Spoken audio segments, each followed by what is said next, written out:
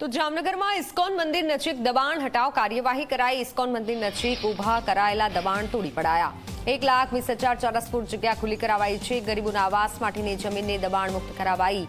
16 જેટલા લોકોએ ઊભા કર્યા હતા ગેરકાયદેસર દબાણ। ચુસ્ત પોલીસ બંદોબસ્ત સાથે તંત્રનું બુલડોઝર ફરી વળ્યું છે। તંત્રએ મોટા પાયે કાર્યવાહી હાથ ધરી છે। જુઓ જે જામનગરથી આ જે દ્રશ્યો સામે આવી રહ્યા છે, જેમાં મોટી સંખ્યામાં બુલડોઝર એકઠા કરી દેવાયા છે।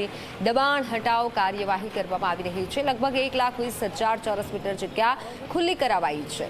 ચુસ્ત પોલીસ બંદોબસ્ત સાથે આ કાર્યવાહી જામનગરમાં શરૂ કરવામાં આવી છે। ગેરકાયદેસર દબાણને તોડી પાડવામાં આવી રહ્યા છે।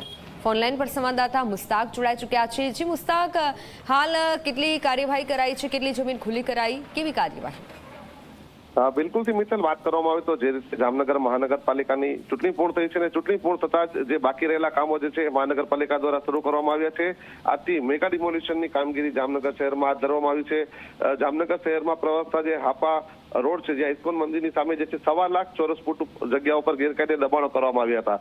અલગ અલગ જે છે કોમ્પ્લેક્સો અને જે છે અલગ દુકાનો બનાવી લેવામાં આવી હતી અને ઘણા બીજા અન્ય દબાણો હતા। ટોટલ 16 જેટલા દબાણો હતા, તેને તોડી પાડવામાં આવ્યા છે।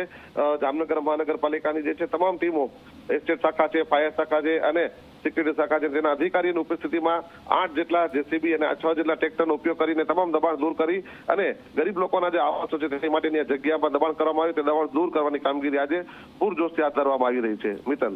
જી મુસ્તાક, આભાર માહિતી બદલ।